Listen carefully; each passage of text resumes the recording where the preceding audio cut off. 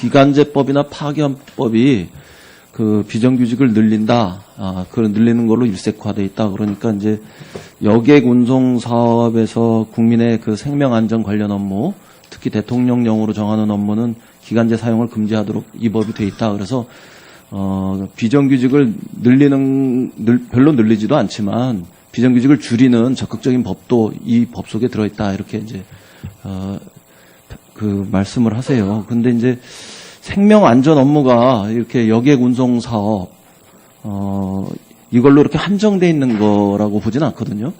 그러니까 이건 어떻게 보면은 그 월세 값을 좀 깎아줄 테니까 내비까지 다 그 포함해서 내 집 사라 뭐 이런 류의 논리가 될 가능성이 높은데요. 그 일반적으로 필수 유지 업무, 그러니까 필수 공익 사업에서 필수 유지 업무 이런 것에 해당하는 부분들 이런 걸로까지 생명 안전 업무가 아니죠. 생명 안전과 관련한 이 업무에 그 정규직을 고용해야지만 실질적인 효과가 나타날 수 있다. 이런 지적에 대해서 어떻게 생각하십니까? 예, 우연히 아마 우연히 일치하는 것 같은데 제가 사실은 필수 유지 업무에 철도항공 TF장을 했습니다. 그러니까 그 경우에 철도나 항공에 갔을 때 제가 그 노사에게 이런 식의 이야기를 했습니다. 만약 그게 이센셜 서비스다, 그러니까 필수 유지를 해야 될 정도로 정말 중요한 업무다 그러면 이 업무는 절대로 외주화를 하지 않겠다. 네. 그러니까 비정규직을 절대로 쓰지 않겠다는 합의를 해라. 그러면 이걸 갖다가 조금 더 그 파업권이나 이런 것을 제한하더라도 노동조합이 받아들일 수 있지 않겠느냐. 그러면서 노동조합도 제가 설득을 해 나가려고 했습니다.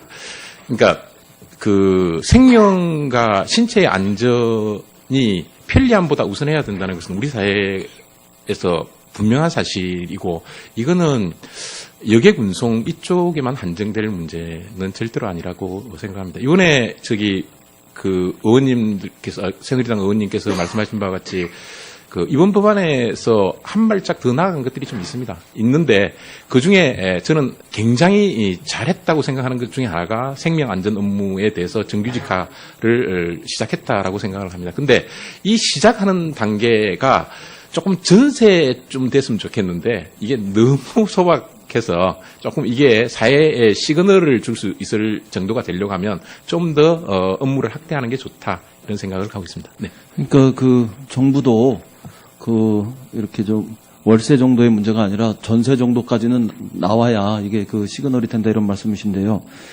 그 생명 안전 업무의 범위가 이 여객 운송을 넘어서 항공 운수, 수도, 전기, 가스, 석유 정제, 병원, 혈액 공급, 통신 이런 범위로까지 이렇게 확대되는 것이 바람직하다. 이게 이제 그 일반적인 견해였고 그래서 제가 그런 법을 발의를 했는데 그것과 비교하니까 네. 굉장히 현격한 차이가 있더라. 이런 걸 제가 말씀드리고 싶어서 한번 그 질의를 드린 거고요. 그 다음에 김유선 그 박사님께 그 질의 드리겠는데요. 그 파견과 관련해서요. 우선 현재 그 파견의 그 숫자 이것에 대해서 아까 굉장히 그 이견이 아주 현저하게 났었으니까 네. 그것에 대해서 좀 해소해 주셨으면 좋겠고 그다음에 두 번째는 이 파견법을 이렇게 바꾸면 일자리 질이 좋아진다 이런 주장에 대한 그 견해가 어떠신지 하고 네. 마지막으로 파견이 늘지 않는다 이런 주장에 대해서 네. 그 세 가지 그 견해가 어떠신지 질의 드리겠습니다. 네, 먼저 자료 81쪽에서 보면은 일단 파견 근로로 현재 정부에서 집계하고 있는 것은 21만 명에서 1.1% 이렇게 나옵니다. 한데 보면 외국 분들이 오면 저희한테 항상 묻는 게 있습니다. 용역 근로가 도대체 뭐냐? 이렇게 묻습니다. 이게 통계상 이렇게 분류를 하다 별도로 한 건 다른 게 아니라 파견법 도입 당시에 경비나 청소 업무 같은 경 당시에 이미 허용이 되고 있었기 때문에 그거하고 분류하기 위한 그런 정도의 차원이었다. 이렇게 보이는데 그런데 지금은 이제 청소나 경비 같은 경우도 전부 다 이제 파견 허용 대상으로 이렇게 잡혀 있습니다. 그거 한데 현재 통계상 그러다 보니까 이제 파견하고 용역하고 구분을 갖다 하는데 이거는 단지 다른 거 없습니다.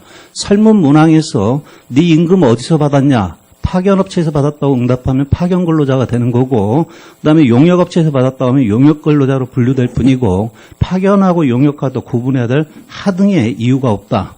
현장에서는 파견업체보다 용역업체가 상당히 익숙한 용어이기 때문에 대체로 거기에 응답할 뿐이다 하는 말씀을 드리겠습니다. 그래서 예컨대 자료 표 3에서 보시면은 단순 노무직 같은 경우에 파견 근로가 6만 5천 명, 그다음에 용역 근로가 44만 명 이렇게 되는데 이 중에 상당수는 양쪽 다 청소나 경비 업무입니다. 이것 자체가 그렇게 되고요. 그 면에서 제가 볼 때는 우리 사회에서 통계적인 착시 현상 갖다 없애려고 하면은 파견과 용역을 묶어서 봐야 된다. 해서 보면 87만 명 해서 최근에 보면 한 4.5% 정도 나온다. 이런 말씀을 드리겠고, 그러다 보면 이제 자료 84쪽에 와서 그림 6에 보면은 아까 이한영 의원께서 저보고 4.5% 이런 것으로만 보고 그려놨다 그런 말씀을 하셨는데, 그림 6에서 보면 분명히 한국에서 보고한 거 1.1%가 왼쪽에 있고, 실제는 4.4% 거기다 산해하청까지 합치면 한 8.9%까지 된다 하는 부분을 다 보여드렸다 하는 말씀드리겠습니다. 그 2000 통계적으로 이제 착시했다 하다 보니까 어떤 이야기까지 나오냐면은 노동부에서 얘기할 때 같은 경우는 파견법을 도입하면은 용역업체에 있던 사람들이 더 좋은 곳으로 간다. 파견업체로 간다. 이런 이야기를 합니다. 근데 여기 자료표 4에서 보시면은 그러면서 그 근거가 파견업체의 임금이 용역업체의 임금보다 높다. 이렇게 나옵니다. 전 직종 다 합치면 159만 원, 145만 원 해서 더 높은 것으로 나옵니다. 한데 여기에는 노동력 구성의 차이를 봐야 되고 단순 노무직으로 가면 파견 근로보다 용역 근로가 올 임금이 더 많은 것으로 나오고요. 시간당 임금을 보면 이 자료만 놓고 똑같이 나옵니다.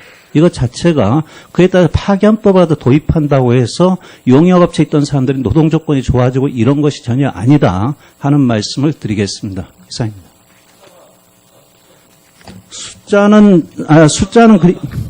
숫자는 그리고 지금까지 노동부에서 인용하고 있는 자료를 놓고 보면은 파견법이 도입된다고 할 때 대폭 늘지는 않는다 이렇게 얘기를 하고 있지, 는다는 것 자체다 부정하고 있지는 않습니다.